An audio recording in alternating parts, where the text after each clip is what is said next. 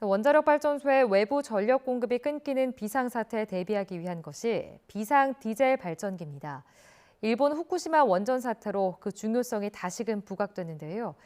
그런데 국내 대부분 원전의 비상 디젤 발전기가 실제 비상 상황에서 화재나 오작동이 일어날 경우 무용지물이 될 수 있다는 우려가 제기됐습니다. 김진두 기자의 단독 보도입니다. 일본 후쿠시마 원전 사고는 대지진과 해일로 전원이 끊기면서 시작됐습니다. 이때 비상 디젤 발전기가 전기를 생산해 원자로를 식혀야 하는데 침수로 작동하지 않으면서 원자로가 녹는 대참사가 발생한 겁니다. 비상 디젤 발전기는 이처럼 원전 안전의 최후 보루로 어떤 경우에도 작동해야 합니다. 하지만 현재 가동 중인 국내 원전 27기 가운데 20기의 비상 디젤 발전기가 화재나 소화 설비가 오작동을 일으켰을 경우 무용지물이 될 수 있다는 지적이 나왔습니다. 이산화탄소가 나오게 돼 있는 비상 디젤 발전기 구역의 소화 설비 때문입니다. 불이 나면 배출되는 이산화탄소의 온도는 영하 78.5도.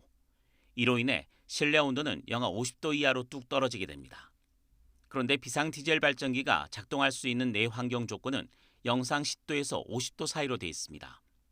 따라서 극좋은 상태에서도 발전기가 제대로 작동하는지 확인해야 하지만 관련 시험은 한 번도 없었습니다.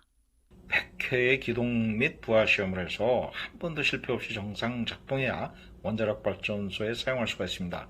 그런데 이산화탄소가 방출되는 극저온의 열악한 환경에서도 제대로 기기 작동이 가능한지 여부를 확인하는 시험을 한 사례는 단 한 군데도 없습니다.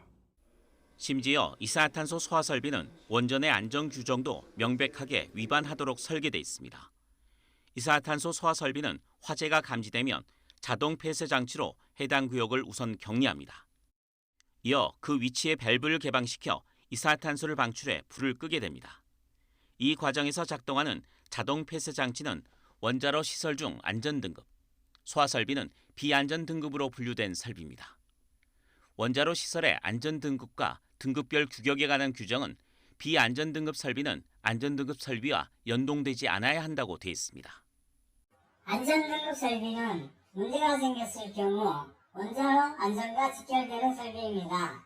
그런데 덜 중요한 비안전 설비가 안전 설비를 작동시킨다는 건 말이 안 되는 거죠.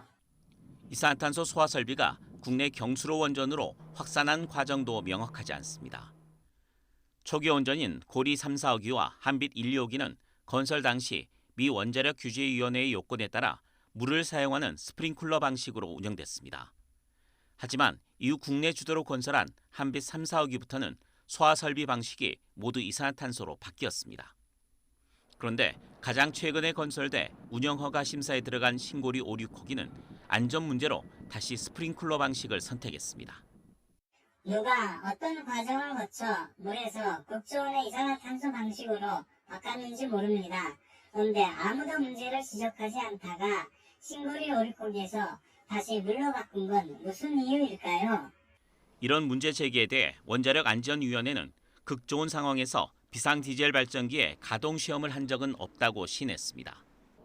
비안전 설비와 안전 설비의 연동과 관련해서는 연결될 수 있다는 규정을 제시했지만 단순 연결과 다른 설비를 작동하는 연동은 완전히 다른 개념이어서 엄격히 규정을 지켜야 한다고 전문가들은 지적했습니다. 비상 디젤 발전기는 2대가 가동 중이어서 문제가 생겨도 충분히 대응할 수 있다는 주장도 있습니다. 하지만 사고 시에 이산화탄소 소화 설비는 동시에 오작동을 일으킬 수 있고 이 경우 모든 비상 디젤 발전기는 기능이 상실된 것으로 간주합니다. 원전 안전에 있어 세계 최고라고 자부하던 일본의 교훈을 잊지 말아야 합니다. YTN 김유두입니다.